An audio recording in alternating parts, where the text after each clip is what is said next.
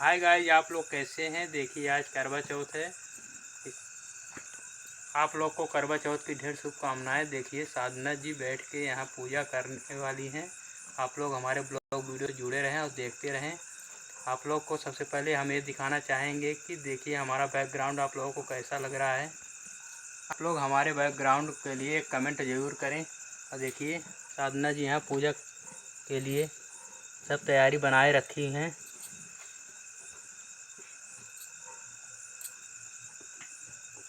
देखिए हम व्यवस्था में लगे हुए हैं। तो दोस्तों देखिए यहाँ पे व्यवस्था हो रहा है। आप लोग हमारे ब्लॉग वीडियो से जुड़े रहें।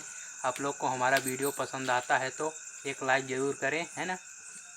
कमेंट करना ना भूलें।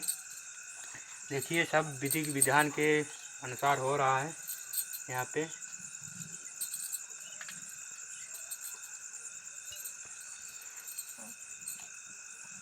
आप लोग हमारे ब्लॉग वीडियो से जुड़े रहें और देखते रहें करवा चौथ व्रत की किताब कैसे पढ़ते हैं।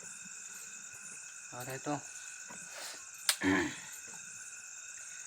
यह व्रत अति प्राचीन है। इसका प्रचलन महाभारत से भी पूर्व का है। यह व्रत सौभाग्यवती महिलाओं के लिए उत्तम माना गया है। सामान्यता के अनुसार सुहागिनें इस व्रत को अपने सुहाग पति की दीर्घायु के लिए रखती हैं।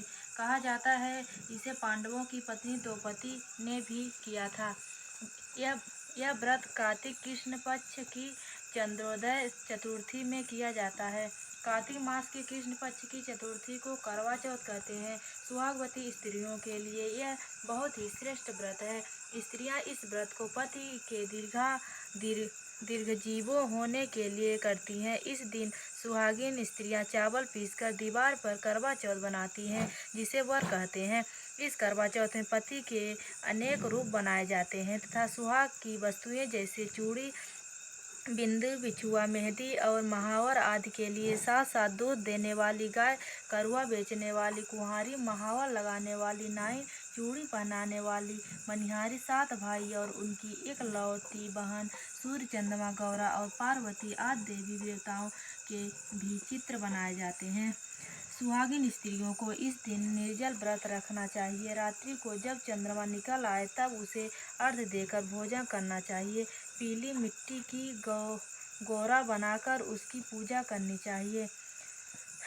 यदि दीवार पर करवा चौथ बनाने में कोई असुविधा हो तो करवा चौथ का चित्र बनाकर बाजार से लाकर दीवार पर चिपकाया जा सकता है। आपकी सुविधा के लिए हमने पुस्तक के अंत में रंगीन चित्र मुद्रिका किया है।